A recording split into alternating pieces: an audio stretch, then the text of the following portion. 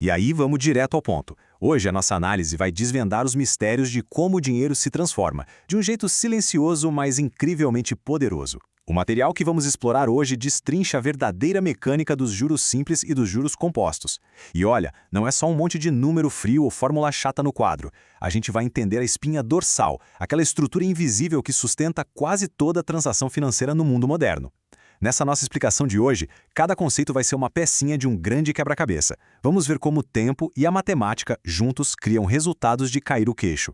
Mas antes de entrar na matemática pura, a gente precisa dar um passo atrás. Afinal, por que o dinheiro muda de valor com o tempo? Bom, pense no desenvolvimento das sociedades. Lá atrás, as pessoas perceberam que não precisavam consumir tudo na mesma hora. Dava para guardar, preservar e estocar produtos e serviços para o futuro. E aí, com o avanço e com relações muito mais complexas, surgiu um desafio gigantesco. Como calcular o valor desse capital enquanto ele fica ali, parado, esperando? A resposta é que o dinheiro estocado precisa crescer para compensar esse tempo que ficou congelado. É exatamente aí que o dinheiro ganha uma dimensão nova e superpoderosa, a dimensão do próprio tempo. Ok, vamos mergulhar fundo nisso. Afinal, cobrar juros não é um acaso ou uma convenção aleatória criada pelos bancos. A economia mostra 3 motivos essenciais que tornam isso uma necessidade matemática absoluta. O primeiro deles, a inflação. Com o passar dos dias e dos anos, o poder de compra da moeda simplesmente cai. Ou seja, o mesmo volume de dinheiro compra muito menos coisas lá na frente.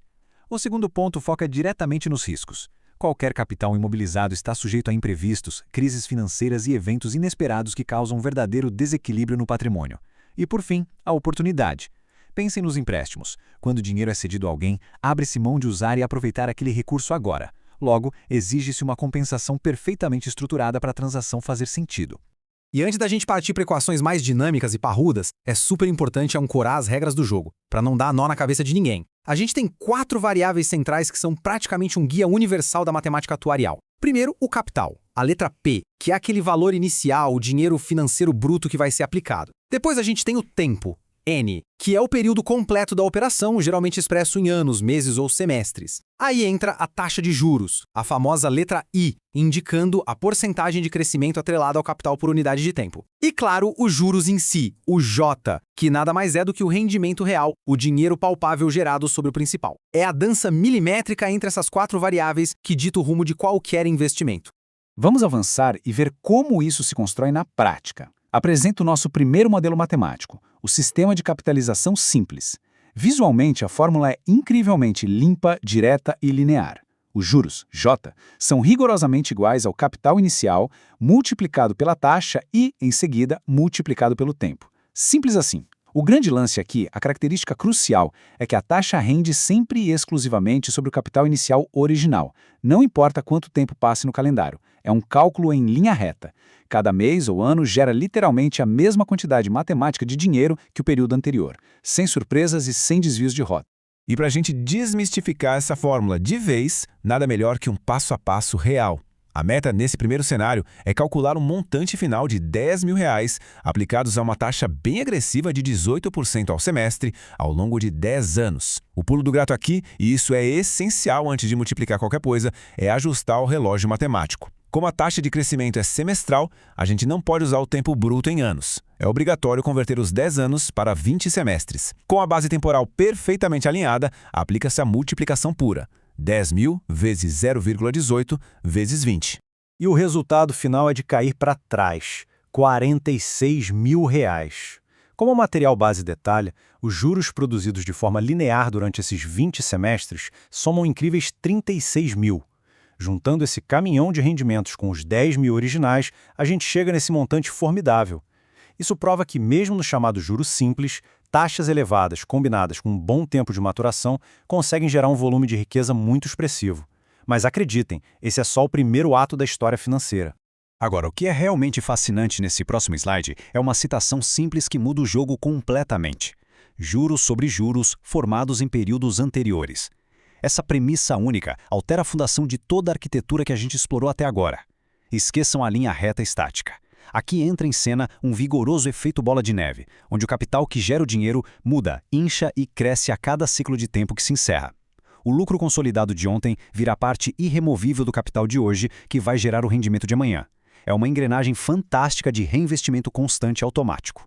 O que eleva a nossa análise ao segundo e mais formidável modelo de todos, a fórmula dos juros compostos. Só de olhar de perto para a estrutura dessa equação, dá para ver que a transformação é profunda. O tempo, o nosso n, deixou definitivamente de ser um mero multiplicador linear. Ele subiu para a posição dominante de um expoente. O montante final m é igual ao capital inicial multiplicado por 1 mais a taxa, e tudo isso elevado à potência do tempo. Ao elevar a base a um expoente que sempre cresce, a matemática liga um motor exponencial esmagador. A curva de crescimento vai empinando para cima de um jeito cada vez mais acelerado e agressivo. Isso ilustra brilhantemente o confronto direto entre os dois sistemas. Imaginem R$ 1.000 rendendo a uma taxa modesta de 0,5% ao mês. No primeiro mês, a trajetória é idêntica. Os dois terminam com os mesmos R$ 1.005, sendo 5 apenas de juros. Mas notem a grande virada assim que os meses 2 e 3 entram em cena. O juro simples obedece àquela linearidade, gerando mais R$ 5 cravados. Já o juro composto recalcula rapidamente seu poder sobre o total expandido. O mês 2 já rende 5,025. O mês 3 já avança para 5,051.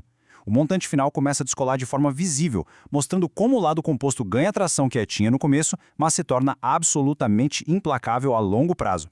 Entender a teoria pura dos números é incrível, mas onde exatamente isso domina o mundo real? A realidade do mercado financeiro moderno é taxativa. Na prática diária das grandes economias, as mega-empresas, os governos gigantes e os investidores de todos os tamanhos utilizam quase que exclusivamente os juros compostos.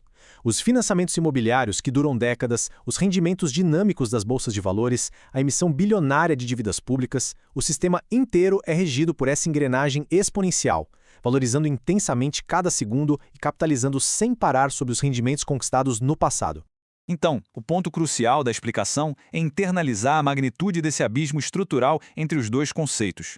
De um lado da arena financeira, a gente tem a adição linear contínua e previsível dos juros simples, um crescimento cadenciado que atende super bem a operações curtas ou descontos bem específicos. Mas do outro lado, repousa o domínio absoluto da multiplicação exponencial dos juros compostos. É exatamente aí que o capital parece ganhar fôlego e vida própria, se expandindo de um jeito tão orgânico que torna o fator tempo a variável incontestavelmente mais explosiva e determinante de toda a arquitetura financeira. E depois de ver as dinâmicas da inflação, o peso dos riscos, a marcha do tempo e essas fórmulas duelando na matemática atuarial, uma reflexão profunda aparece. Diante dessa prova matemática irrefutável de que o crescimento exponencial atua silenciosamente no sistema econômico real, como as alocações de capital feitas hoje serão transformadas por essas engrenagens na próxima década, ou no próximo século? O tempo provou sua verdadeira face, mostrando que não é só a passagem monótona das folhas no calendário, mas sim a força de multiplicação de valor mais explosiva que existe.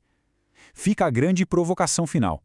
Como as estruturas e equações escolhidas no presente vão ditar, de forma irreversível, o futuro financeiro de amanhã?